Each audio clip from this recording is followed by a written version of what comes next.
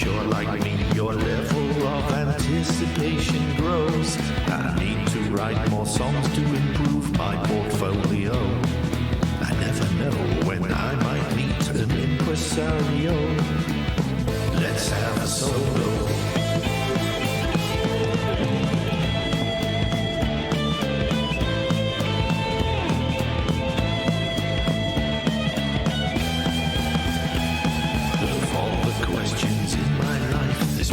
Vex me so. I need the answers so that I can get on with the show. And so I hope you'll tell me, cause I really need to know. The calendar remains unchecked. Is it FAWM yet?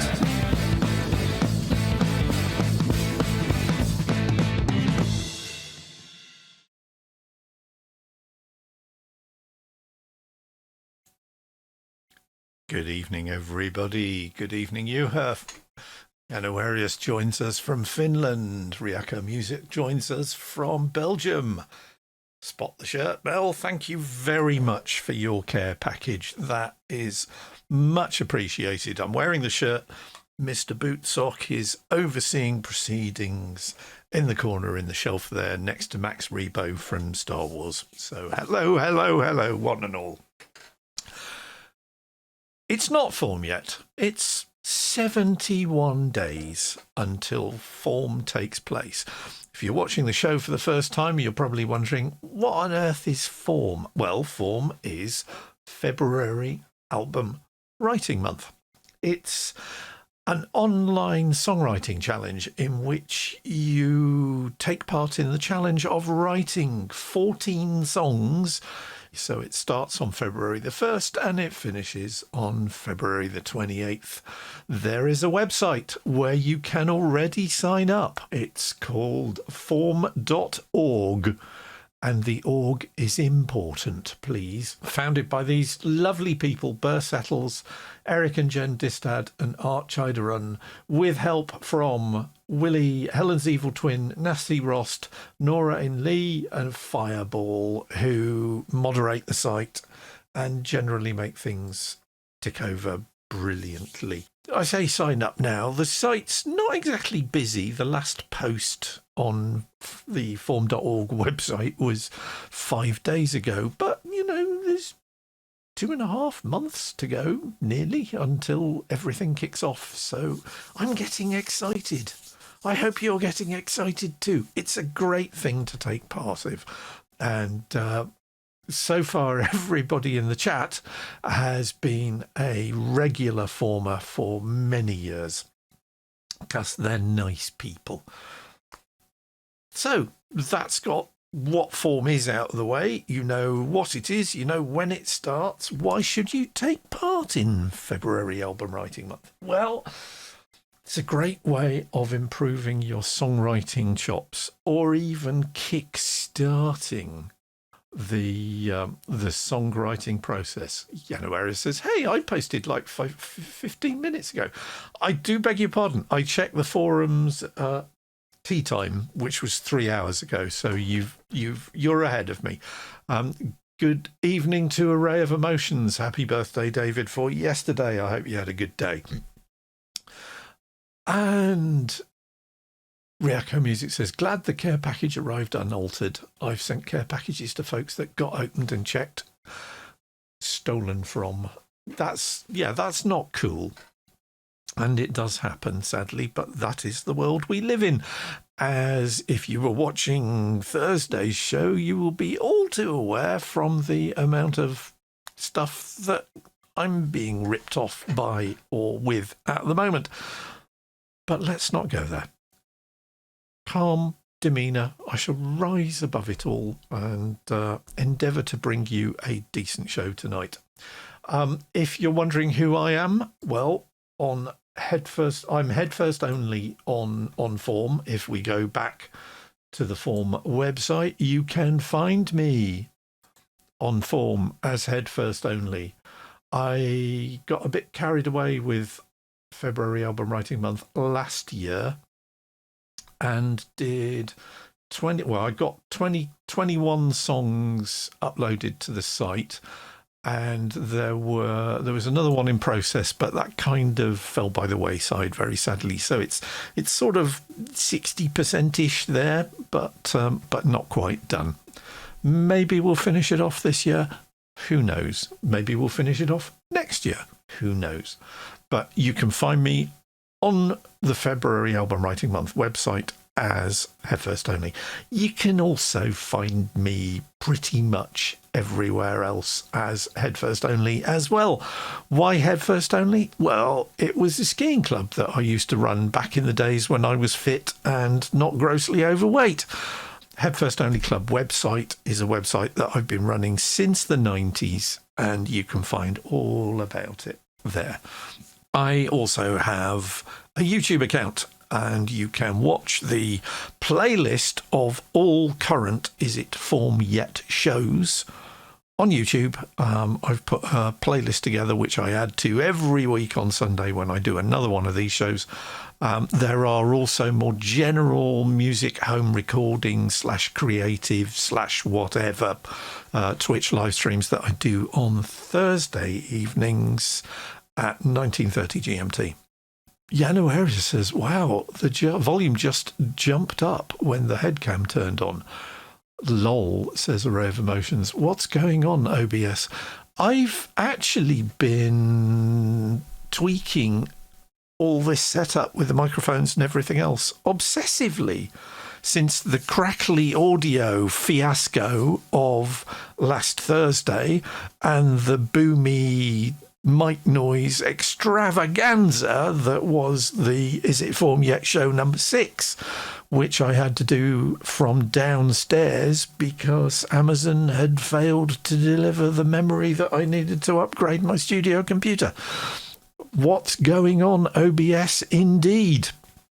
You will notice, however, that you are looking at a screen capture of mine, and that is because I have turned off the high dynamic range functionality of these monitors that I'm looking at right now. The sacrifices that I have to make to ensure a clean and streamlined stream for you guys. Our Emotion says, the lol was for the grossly overweight comments, and trust me, I know how you feel. Oh, come on. Although judging by the chocolate cake that I heard was in the offing for your birthday yesterday, then you're going to have to go on a diet. I'm certainly going on a diet. I weighed myself this morning and it was like, oh dear, those Rice Krispie treats probably came very close to pushing me over the edge. So no more chocolate for a while, sadly. January says, well, we can eat now and just not have anything during Christmas, right? Oh. Lockdown apparently is now more or less a foregone conclusion for the UK for Christmas. Anyway, stop being grumpy, Chris. What have you been up to? Well, I'm glad you asked. What have I been up to? I have been doing an awful lot of fiddling about in here and trying to make sure that all my equipment is getting the tender, loving care that it needs. And that is my tip for February Album Writing Month this week. If you want to prepare for February Album Writing Month, make sure that all your kit is working, because mine was not. Prize to anybody who spotted the deliberate mistake in last Thursday's show was that my GR55 was only supplying audio on the left-hand channel, as I noticed when I came to do the final mix and master of the track that I'd recorded with GR55 on it. Luckily, it wasn't the GR55 that had died. It was the very expensive Fender guitar cables that I was using to connect it to the mixer. So I was not best pleased by that. They've got nice little heat shrink plastic sleeves over the plugs, so those are going to have to be cut off so I can get at them with a soldering iron. Yenoera says, oh boo. That was a more polite version of my reaction, but it was an equivalent reaction all the same. That's my experience, at least, says Januaris. Isn't it always the most damn expensive cables that die first? Absolutely. I've got some lovely ones made by a Chinese firm that you buy in double packs. You get a silver cable and a red cable, so you can do instant left or right recognition on them. And they've been so good, I keep on buying more of them when the cables that I've bought that were 3 times the price die.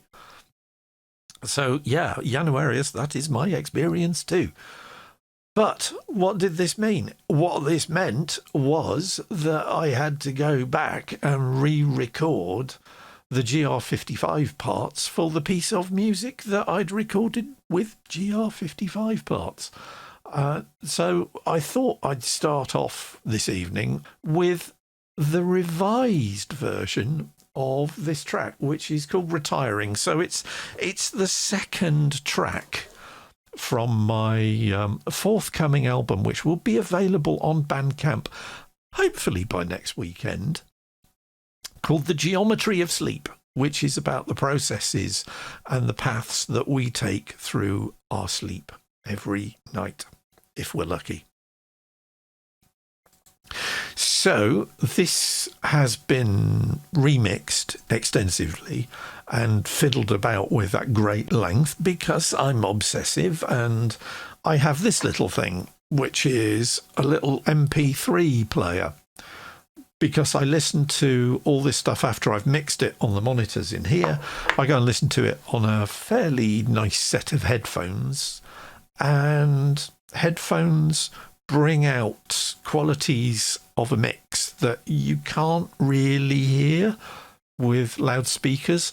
And there are all sorts of different psychoacoustic effects to do with the fact that headphones isolate the sound from one ear from the sound reaching the other, whereas with loudspeakers, the sound from that loudspeaker there reaches both ears, as does that. So there are all kinds of things going on. And I keep on listening to stuff that I think is done on headphones with my little MP3 player and thinking, oh, maybe it's not done.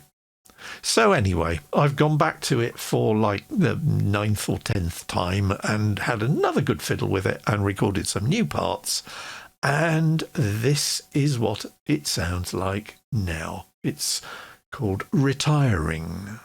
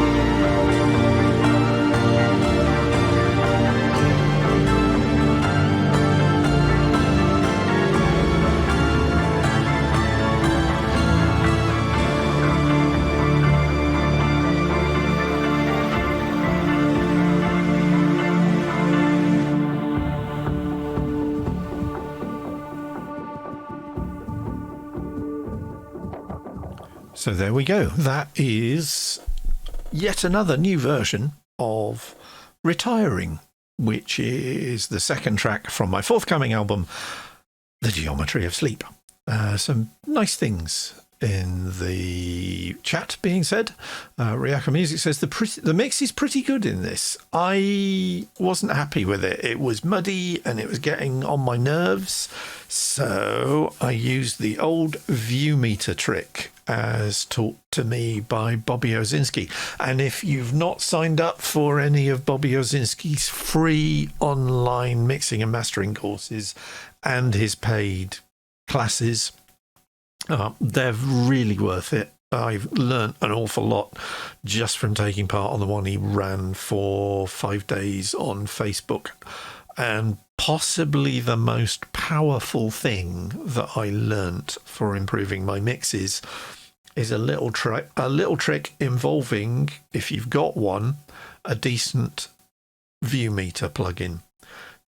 Bung your view meter on the master track of your mix, and then what I did in this was that for each of the submixes, because there are too many tracks to just individually mix the layers and volume levels one by one, so submixes keep my main mix under control, otherwise I'd just get lost. So group your tracks, so it's literally select your tracks in Ableton and hit Control G. Similar functions are available in your other DAW or digital audio workstation of choice, but I'm using Ableton because it's what I've always been used to using for 10 years now. So group your like instruments or sounds into submixes, bung a nice stereo view meter on your master track, and then solo each submix in, if you can, the loudest part of your mix. So if I do that now, and what you want to do is adjust the volume level for each submix so that the needles on your view meters sit most of the time between -7 and -5. So let's see if I've practiced what I've preached, and I'll play the submix. So if I'll start with the rhythm synth submix, and we'll solo that.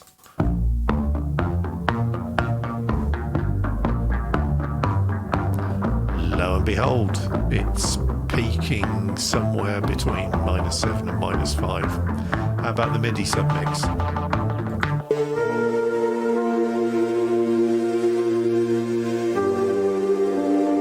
All right, it's going over on the left channel a bit, but it's still pretty much between the -7 and -5, apart from now when the low mids kick in.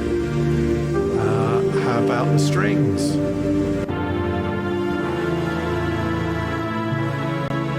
Yep.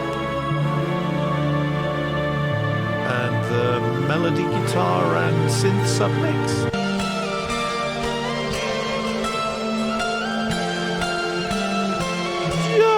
Just a little bit low, but there's an awful lot of treble in it.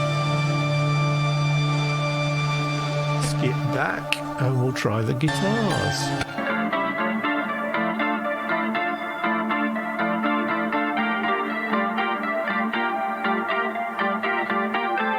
Yeah, I nudged them down a bit because they were a bit too in your face in the previous mix.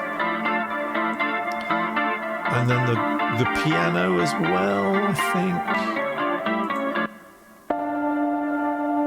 There you go, between -7 and -5. And as a result, that just glued the mix together so much better than my previous attempt.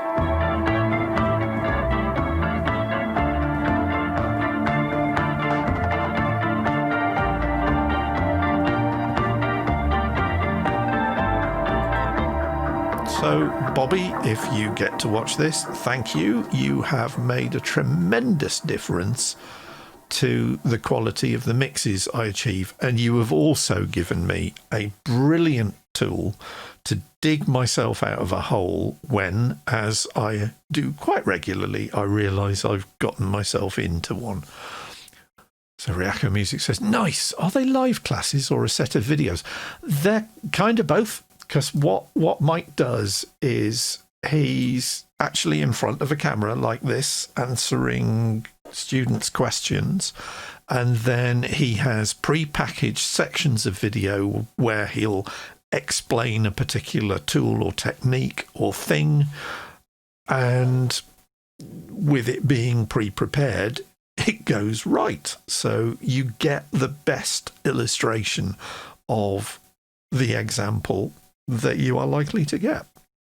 So it's a really nice way of effectively blending a learning approach, which is why it's known as blended learning.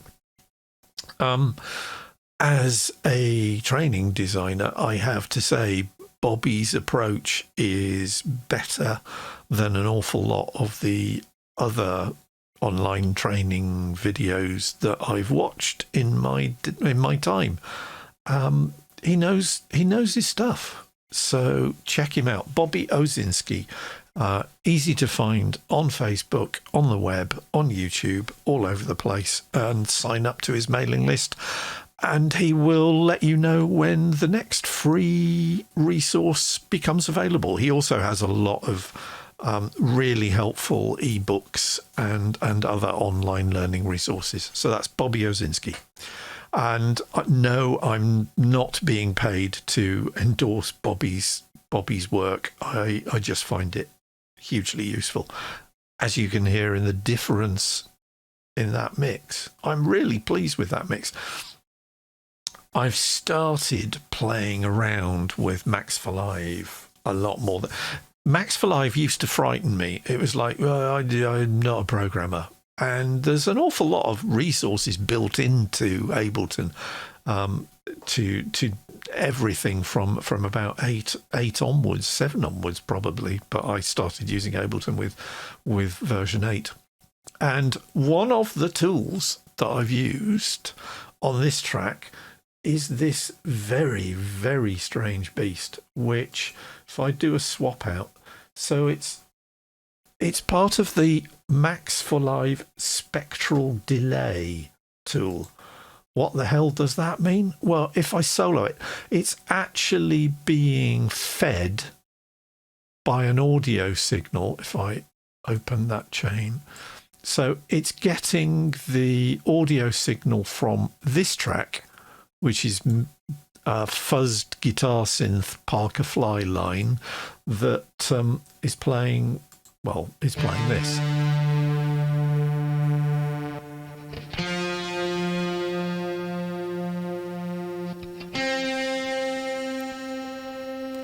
But fed into the spectral delay, it sounds kind of weirdly different.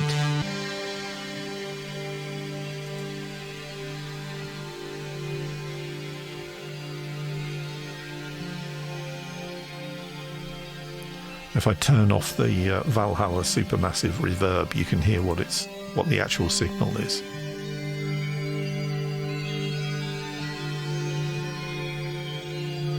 Ain't that cool?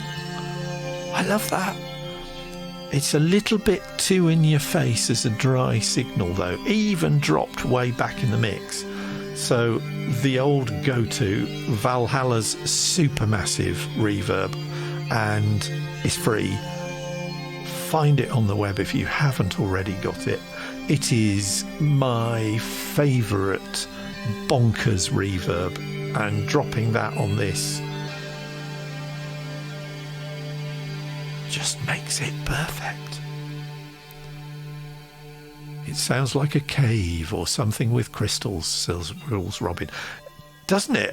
It's all those loads and loads of really, really tiny sort of monastery bells type things. I love it. And it does tend to get a bit carried away, so I have to automate the mixer track just by turning speaker on and off. so that it doesn't get in the way of the tails at the end of the track or start doing its own thing at the beginning of a track. And quite a few of the Max for Live plugins that I've used will quite happily go off and do their own thing on the slightest pretext. So just having device on or device off in your automation stops them getting in the way, shall we say. But in the mix, it's now shut up, of course. When it kicks in, it sounds subtle, but you can tell it, or I can tell it's there.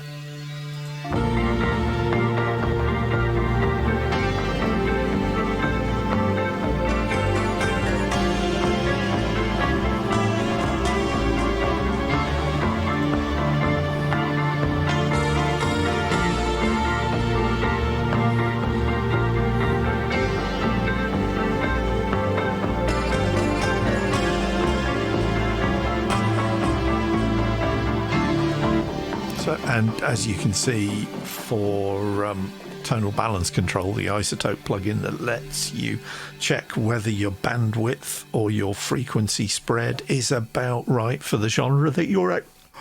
Oh, excuse me. You wouldn't believe I've had 2 iced coffees this evening, would you? Oh dear. I had an absolutely lousy night's sleep last night.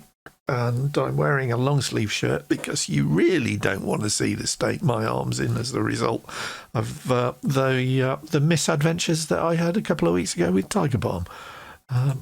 Moving swiftly on. So, yeah, Wills Robbins says, Ryako Music says, I should probably use Max for Live more often.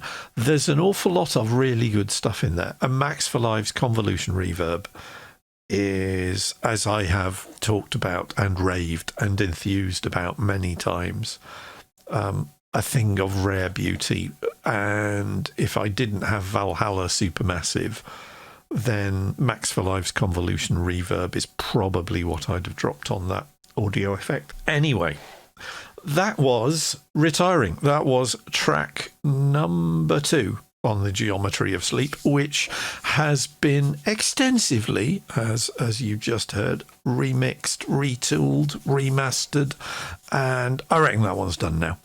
I've also been working on quite a few of the other tracks, and one that I actually started to put together on this very live stream, with a title suggested by Ryako Music of Synthetic Magic. Synthetic Magic had a beginning section, and it was the beginning section that was bugging the hell out of me. So a couple of days ago, I eventually thought, well, why don't I just get rid of the beginning section and make the section at the end the beginning section? And then it all went horribly, horribly complicated. And what I've ended up with is now something that doesn't sound anything like version 1 at all until you get to a few little guitar motifs, which are kind of the only thing that's survived from the original version. But I'm really pleased with this one. Again, this one uses Spitfire Audio's wonderful Labs series of plugins. So this one is from the free Labs VST instrument called London Atmos, which was put together by sampling field recordings from Greater London. So this is a crane, believe it or not.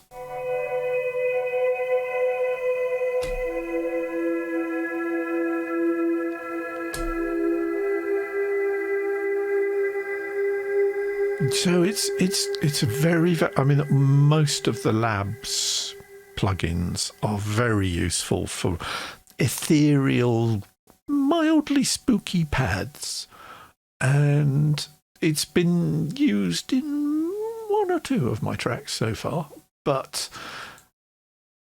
that's kind of the main leftover from the original version of the track. And why don't I just shut up and play the track? That would seem the thing to do. So here we go.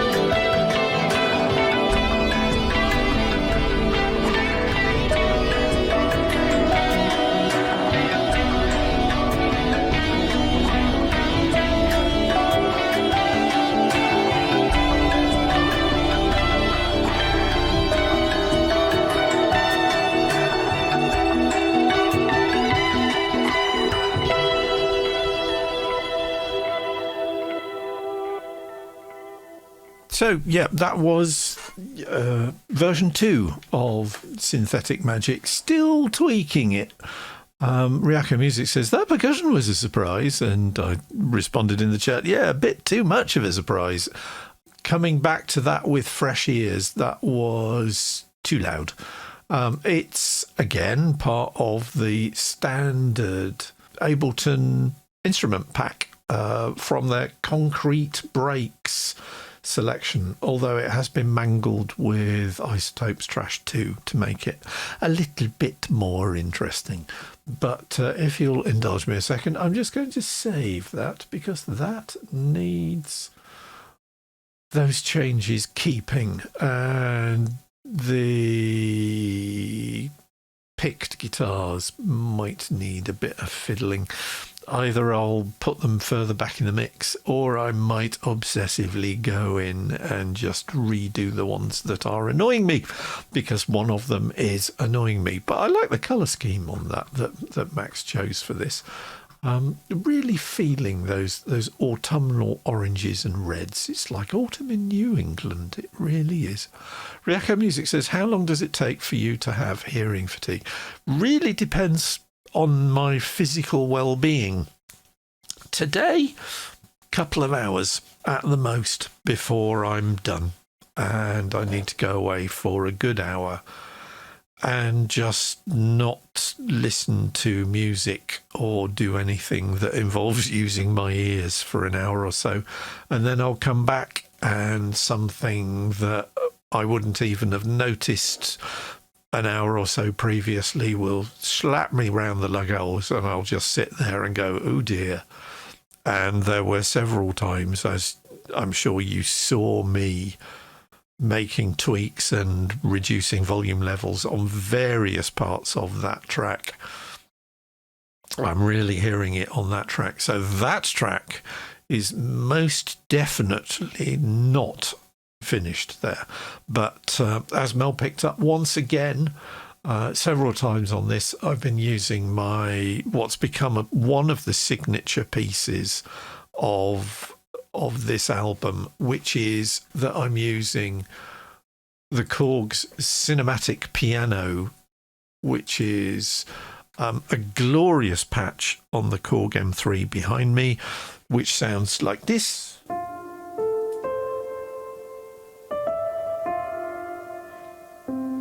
So it's a very, very dark, there's no top end to it. It's drenched in reverb. But what I tend to do is that I also record the MIDI from the Korg M3, which goes into Ableton's grand piano reverse patch. So the two together sound rather spiffy.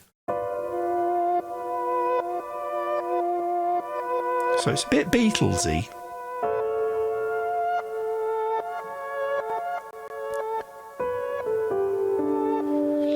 And if you hold down a chord, it starts arpeggiating in reverse, which is lovely.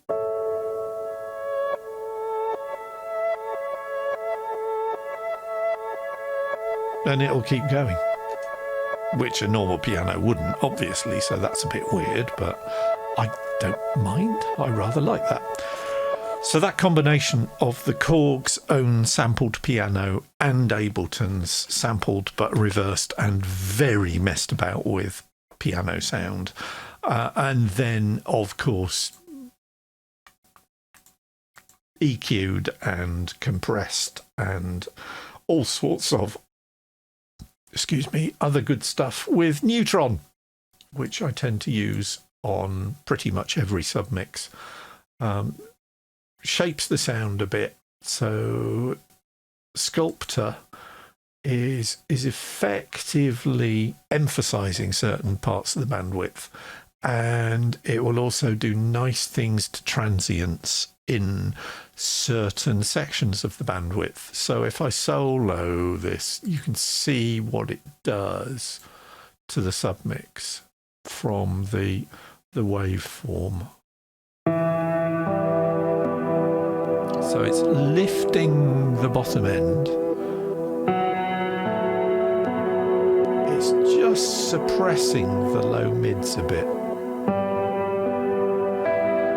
And then there's an equalizer which is getting rid of most of that low end, because you really don't need stuff below 60 hertz for a piano when I've got synths and goodness knows what else handling the bass. Then 2 levels of compression, and then the exciter is giving the top end a little bit of a lift, so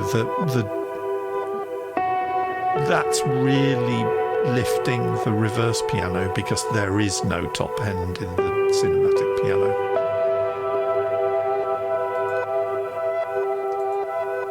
And that's that. Ryako Music says, I'm terrible at using Neutron. It just stick at it, and the Mix Assistant will give you a really good idea of where you want to start. So pick a nice, decent volume section of that submix and just hit Mix Assistant and let Neutron suggest something for you. I usually ignore about 50% of what it suggests and think, oh no, it doesn't need that, it needs this. But on the whole, it does a pretty decent job of finding the right sort of sound that will fit in your mix. So and if you're not an Isotope user yet, Isotope are having a sale at the moment because it's Black Friday for all those American people who have the day off, apparently, on Thursday for something or other, and then all go mad shopping on Friday, which is the Friday in the financial year in past years when shops have gone from being in the red to being in the black, which is why it's called Black Friday. Not a lot of people know that. Okay, I'll give it a go, says Ryako Music. Excellent. Wills Robin says, yes, good event to break your arms or something. Just stay at home. Stay at home and eat food and binge watch shows on Netflix or listen to music. And I have a large selection of music available on the Bandcamp site. So if, once again, I'm Headfirst Only on Twitter, I am also Headfirst Only on Bandcamp.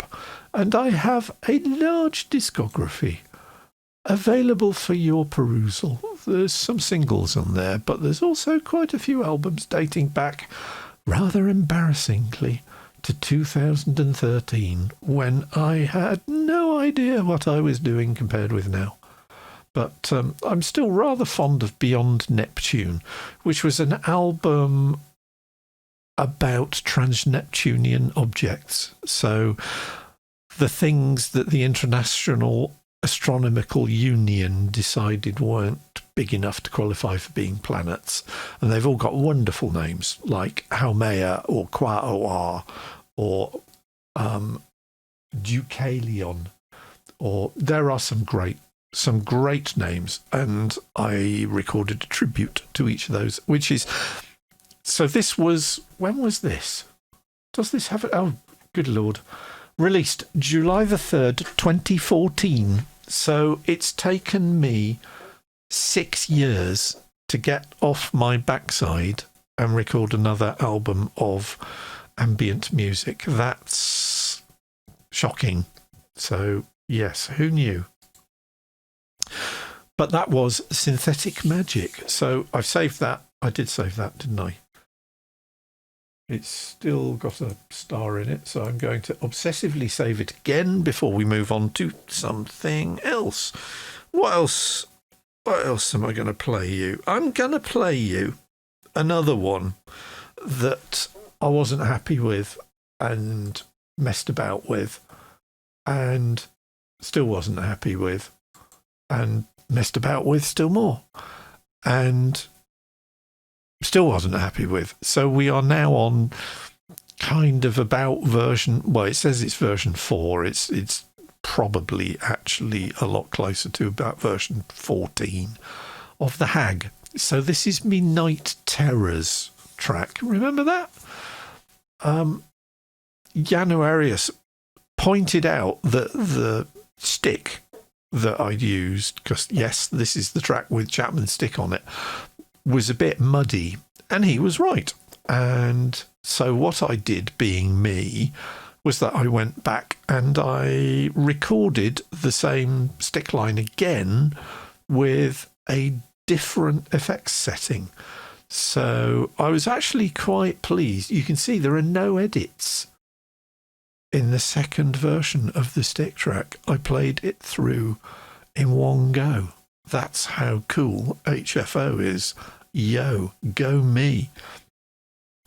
Also threw out most of the guitars because me, and it was like, no, I don't like that, and oh, I don't like that, and oh, I don't like those guitars. And I was trying to get an effect in the middle for serious oomph, and it wasn't there. Now it is. Check this out.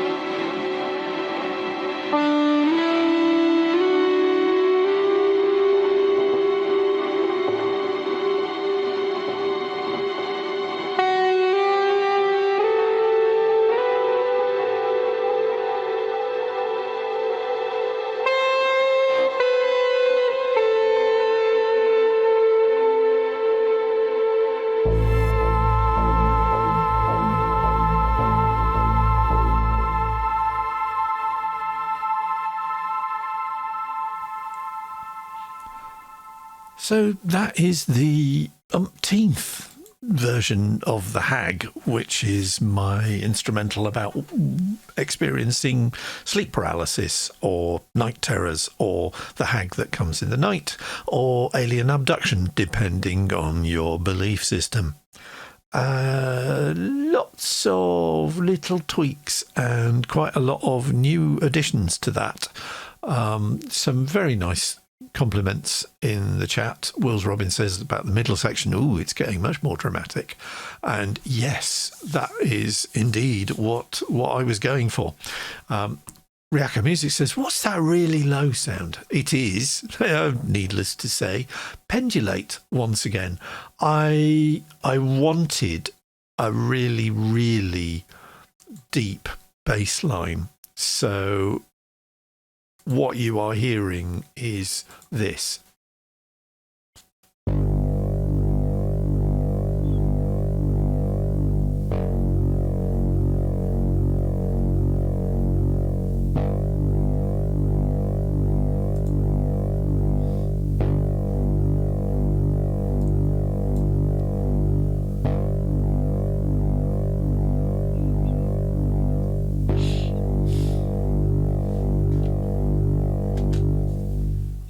So if you haven't got Newfangled Audio's Pendulate monophonic synthesizer, trundle over to the Eventide website where you can sign up for their mailing list and download it on the spot.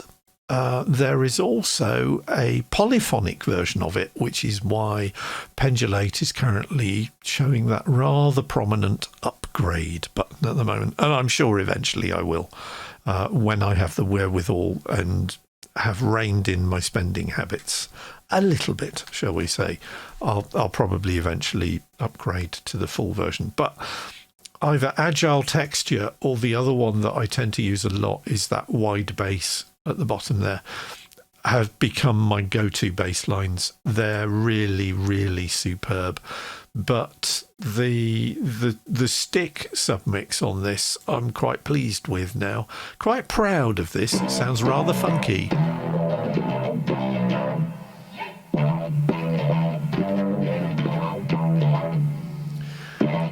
So they're not quite panned hard left and right. There's 44 left, 44 right. I have stopped doing the whole pan hard left, pan hard right with 2 tracks because I like bringing them in a bit. You get just a little bit more crossover. And the third bass line that's joined them now is my JD, which is just behind me on the wall there, with a very, very processed effects sound. So if I just solo that.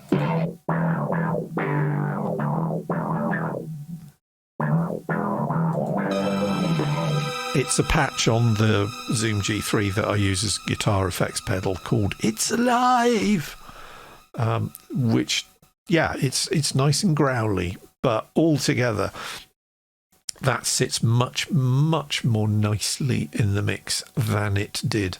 And I mean, you can see just how over the top I went with the guitars. All the middle section got re-recorded. I really didn't like that. And I went from using very, very fuzzed guitar. Well, if I just solo a couple of these tracks as they play, you can just hear they're quite clean now.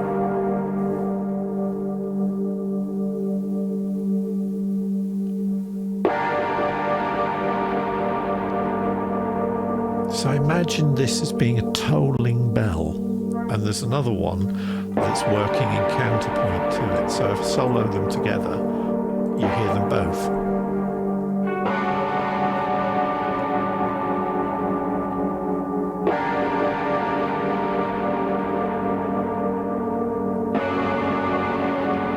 I love that bell-like tone that, again, the Zoom G3, you overdrive the Zoom G3's input. I've got a little Digitech distortion pedal called a Bad Monkey, which is more an overdrive unit.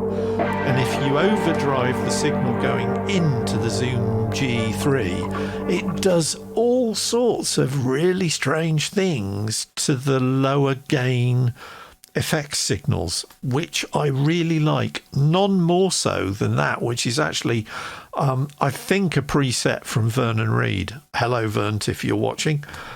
Yeah, as if Vernon Reid's going to be watching this. Although he does follow me on Twitter. I love what that does to that livid preset.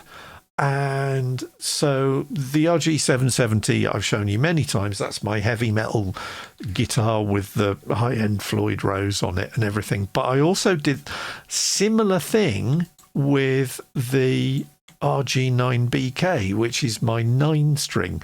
So underneath the tolling bells, you've got this going on.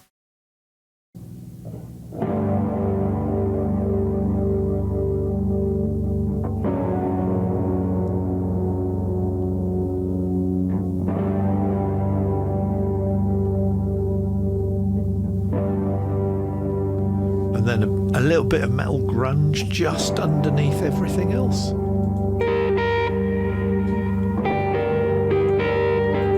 Not that one, this one.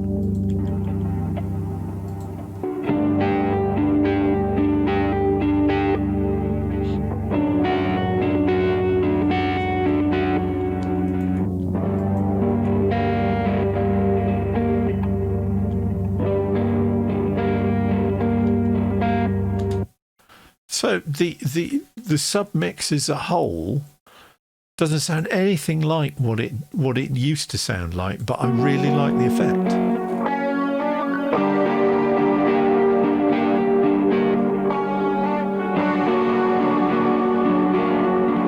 Then bring in the bass.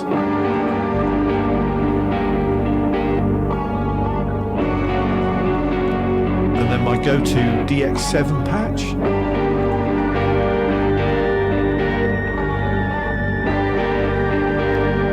Bit of on Martineau,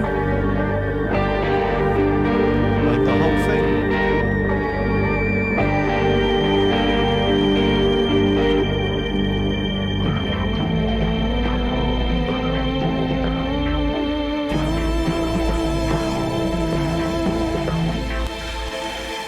So again, I think that one's pretty much done.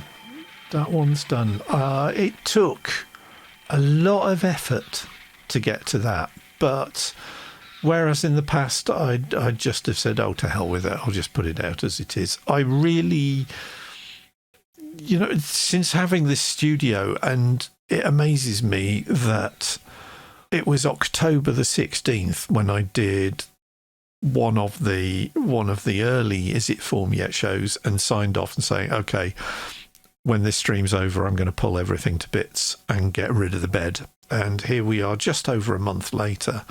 And I mean, if you look at this place, it looks like I've been here since the year dot.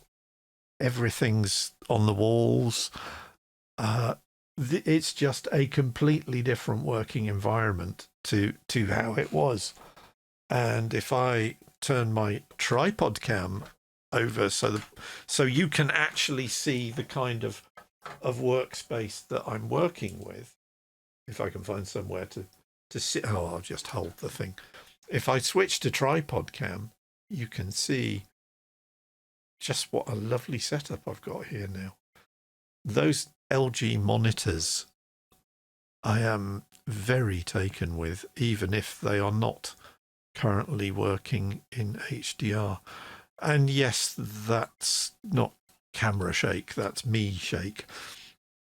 I had a persistent tremor in my right hand on, was it Friday night? Thursday night, which fortunately has gone away, but I have had quite a lot of coffee today, so that's why I'm getting camera shake. That's my story, and I'm sticking to it.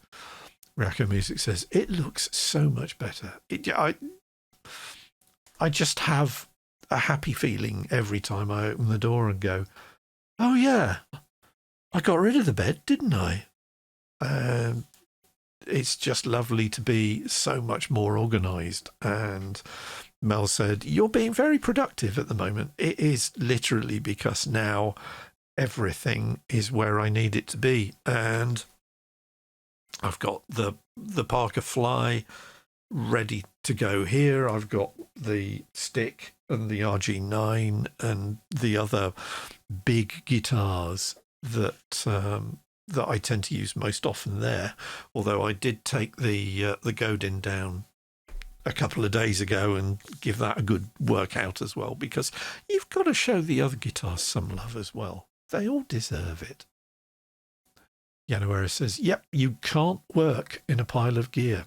Yeah, and strangely enough, my mixes have improved since my head is now actually in the position level with my near-field monitors and equidistant from both near-field monitors. It's surprising how much more balanced my mixes are. They're no longer sort of slewed over to one side like they were when I was mixing under the bed.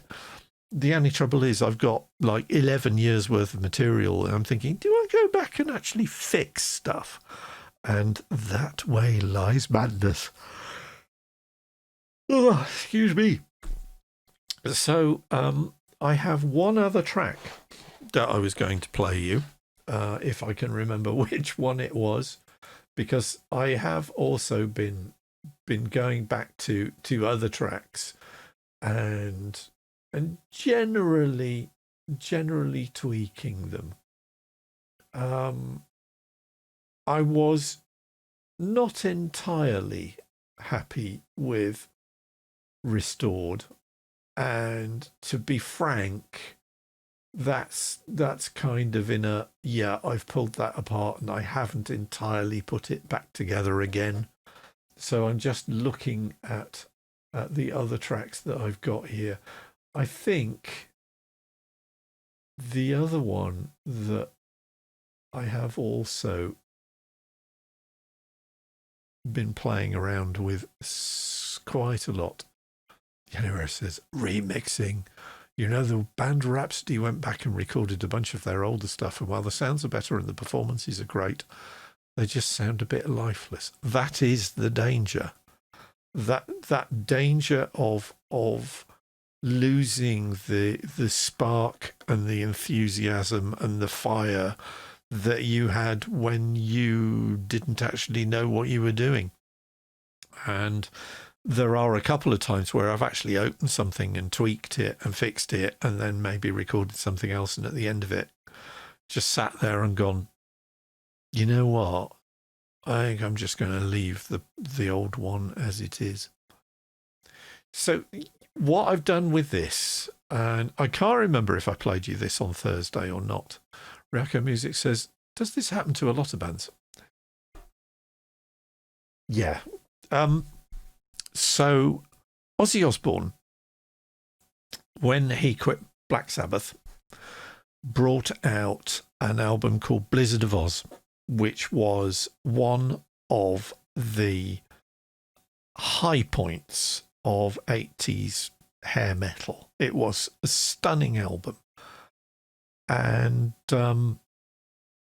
over the years, Ozzy's band lineup has changed, and that album is legendary for featuring the late great, gone way too soon guitarist Randy Rhoads. But I'm not going to name names, but let's just say the bass player and the drummer fell out with Sharon Osbourne, who, aside from being Ozzy's other half, is his manager.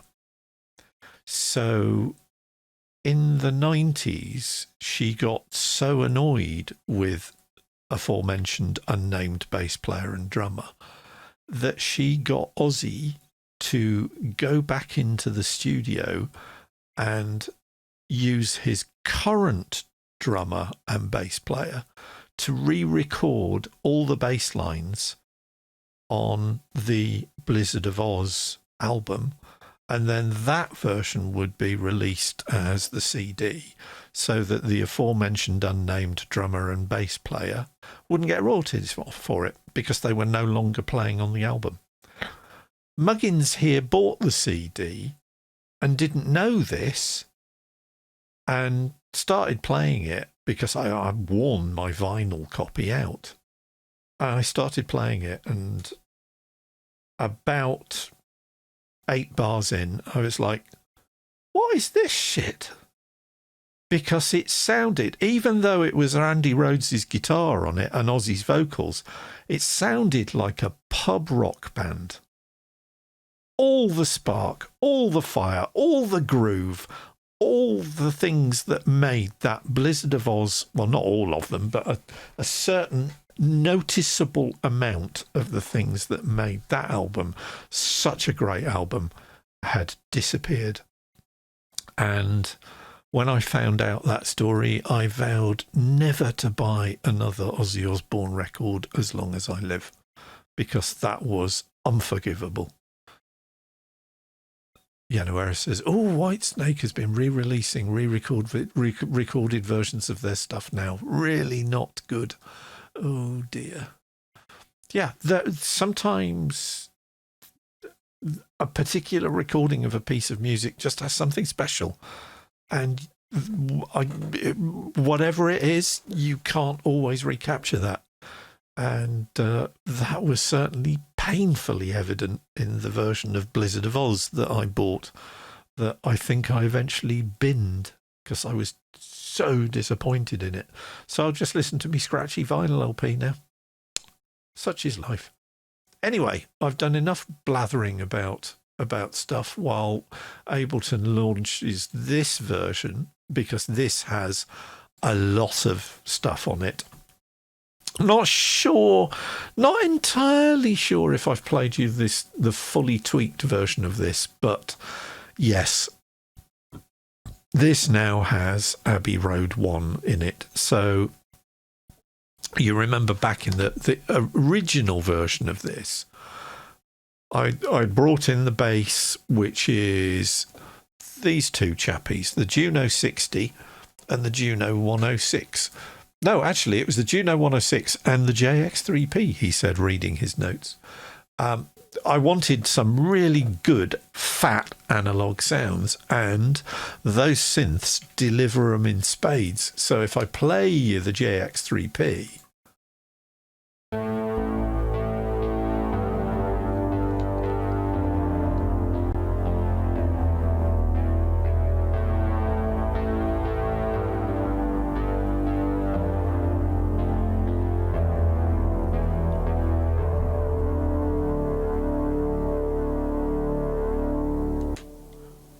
It's just such I bought that new from Rod Argent's keyboard in Denmark Street, and I'd never get rid of it. The 2 oscillator sound that it has is glorious, and most of apart from the factory, there are 4 banks of presets.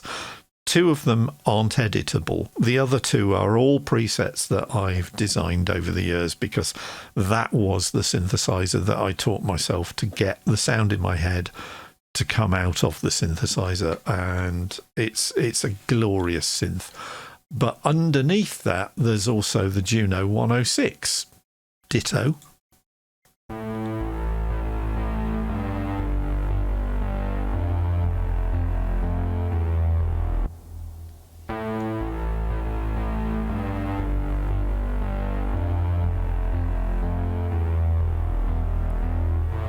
And together,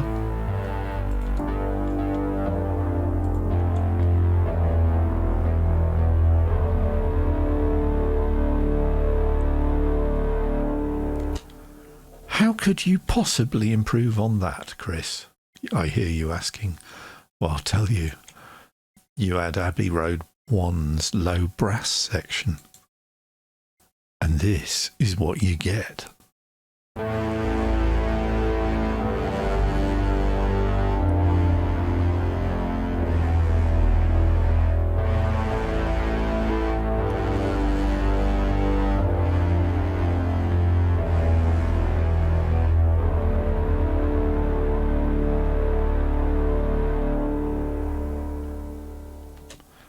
So Yuha makes a very good comment in the chat. He says, when you're recording, you often try to complement what you already have down with other sounds, and they just work together. When you then start to mix and balance everything, you very easily lose the complementing elements. Same thing happens when you start to record some old song and just look at the notation and don't listen to what you're doing. Exactly. And the thing that it won't stop it happening, but what it will do is certainly make it far harder for you to mess it up, is that submix thing that I was talking about earlier. So when you get a combination of sounds like the Juno 106 and the JX3P there and the brass, if they're all kind of a thing together that works, put them in a subgroup. Put them in a submix, group them all together so that you can control the relative. So you've got the relative levels sussed between them, and as an indication of how loud they need to be in the master mix, use that view meter trick. So get the submix so that it's sitting between -7 and -5 on your view meters on the master track. And that will give you a fairly good idea of what you want that combination to sit in the main mix comfortably without them tromping over everything else. So check out what the whole thing sounds like. This is what the whole track sounds like now.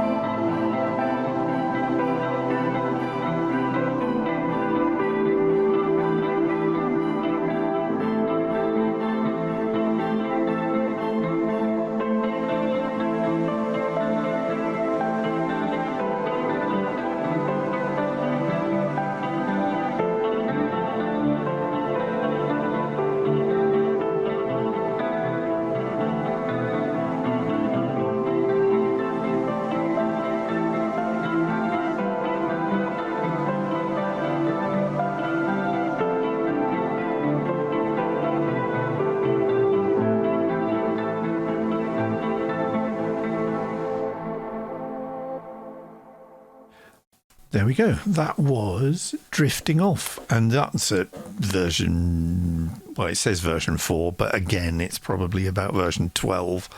Reacco Music says, this song is really pretty. Wills Robin says, yeah, it is good. Thank you very much. It has that sort of sweet sadness to it, a little bit melancholic. And to be honest, quite a few of the tracks that when I'm listening to this on my little MP3 player afterwards, there is that kind of, not mournfulness, but certainly melancholy to it. And I've no idea where that came from. Maybe it's just the instrumentation choices. Who knows? Or I just picked up kind of a vibe from one of the synth pads and thought, yeah, I kind of like that. That goes with where my head's at the moment. But who knows? January tonight, we've been having a conversation in chat about how you get things to work together, how you get a mix to gel, how you get stuff to work so that it doesn't tromp over each other. And yeah, it's a black art. Everybody's got their own way of doing it. January says, if you're just looking at numbers on meters, yeah, you'll get something where nothing overpowers something else. But I found that music doesn't really work like that. Often the special sounding stuff is 90% of something and 10% of different stuff spicing it up. Yeah, like I was saying to Mel about using Mix Assistant with Neutron and with Ozone.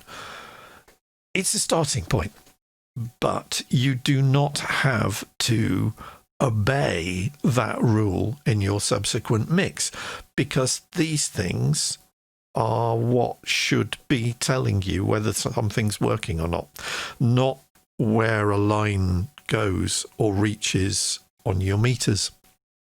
A classic case in point is Alanis Morissette's first album, where most of the vocals were recorded way too hot. And if you listen to the album Jagged Little Pill, there's clipping going on all over the place. But who cares? It sold millions because it sounded right. And the mix engineer on that album knew what they were doing, because they trusted their ears to say, yeah, this is how it should. This is what that unquantifiable thing that sometimes gets captured and sometimes doesn't get captured, and sometimes gets captured and then gets removed because it doesn't go by the rules of putting a mix together, was left in. And the album was a roaring success, and I still listen to it now.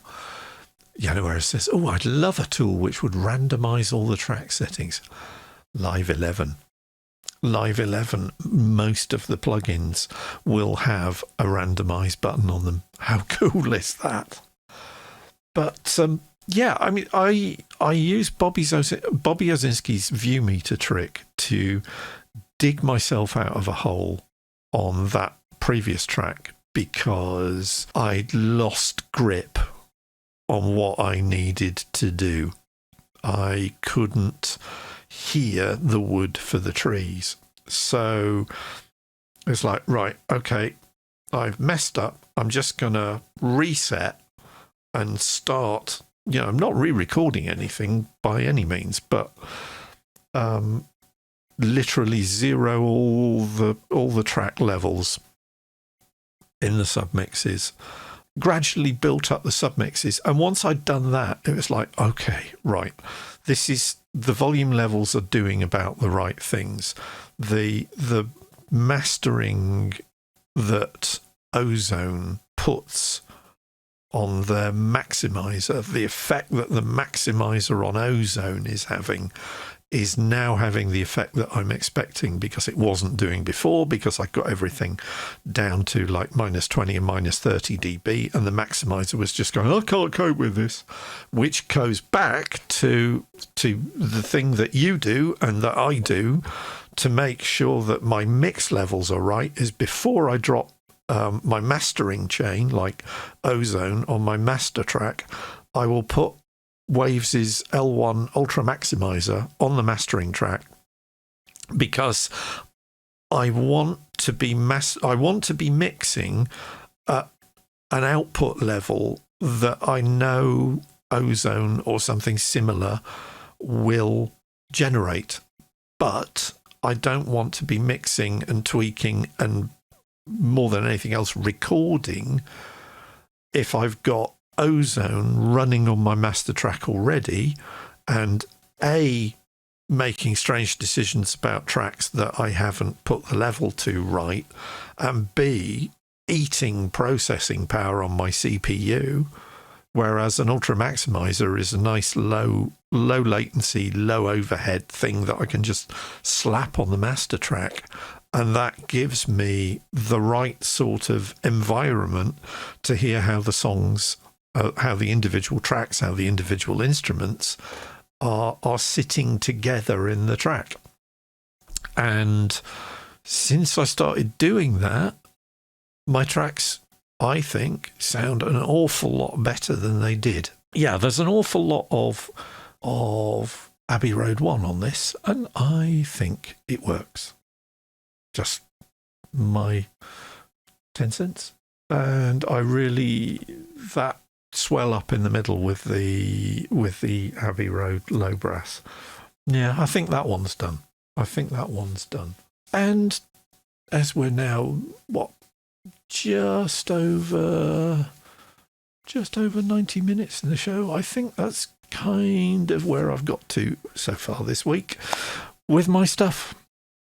I have one other update, which is effectively not an update at all, because the mystery has still not been solved. We still do not know if Nic Cage is going to join us for February album writing month again next February, or even if it is Nic Cage. I'd like to think it is, but who knows? Somebody may just be yanking our chains. But as Ryako Music says, I hope he does. It would be so cool. Wouldn't it just? Nick, if your publicist finds out about this and you're watching, please come and join us, because it would be a hoot, and B, I think you'd really enjoy the company of a bunch of demented singer-songwriter producers and general creative powerhouses who get together at February album writing month, FAWM.org, every February. And yeah, as Ryako says, it would be cool. I hope you enjoyed this evening. I hope I've got you fired up to show your gear a bit of TLC this week. If you've got a few wonky cables, just check them out. Make sure they're working all right. Not everyone has access to a soldering iron, but if you have access to a soldering iron, don't do what I did the first time I used one and stick the soldering tip through the mains cable and nearly kill myself. Made a very, very impressive spherical expanding cloud of white hot sparks of molten metal. And that was in the middle of the physics electronics class at Imperial College in London. So I wasn't allowed to let that one fade away for a while, let's put it like this. But I'm still crap at soldering, and if anybody's got any tips on how to do decent soldering, please let me know. I have a feeling it's just the fact that my soldering iron, which is, as it stands, about 37 years old, might be in need of retirement, and I need to upgrade to something a little bit better than the one I've got. Who knows? Still gets hot. Still melts solder. When we were clearing my father's house out, I discovered a whole stash of pre-health and safety, pre-lead in the environment legislation solder. It's the real deal. It's proper solder. So I made very sure that came home with me. Ryako Music says, it was great and your mixes are really working. Thank you, mate. That's praise indeed. So, yeah, I feel like despite the wobble that I had last week, despite generally being a bit crap health-wise at the moment, that my ears are still working, which is, touch wood, something that lets me enjoy myself. Yanuera says, your stuff is sounding amazing. It's strange, isn't it, how not having a double bed mattress a foot over your head can really bring some clarity to your mixes, which they didn't have in the past. But whatever you're doing, if over this week you are celebrating Thanksgiving, wherever you are, then eat loads of food for me, because I'm definitely going to go back on a diet. Have a good time. Maintain social distancing. Maintain your bubbles. Wear a damn mask. And just don't put other people at risk is the message. Januaris just reminds me of the band The Darkness. Has a lot of mixes with a ton of digital clipping. Nasty sound. Yeah, sometimes mistakes do need to be removed. It has to be said. Swings and roundabouts. Whatever you're doing this week, stay well, stay safe, try to stay sane. I know it's difficult at the moment. In fact, somebody on Twitter posted a video of what appears to be Paris, and the taxi driver is encouraging an alpaca to get in the back of the taxi. Now, when the world's being mad in a mad, beautiful way like that, then I don't mind. It's just when it's being mad in a bad way that it gets me down. So if you're going to do mad stuff this weekend, if you're going to do mad stuff this week, make it beautifully mad. Make it good mad. Forget about the bad mad stuff. And stay sane. And I'll see you on Thursday evening at 19:30 GMT. Bye.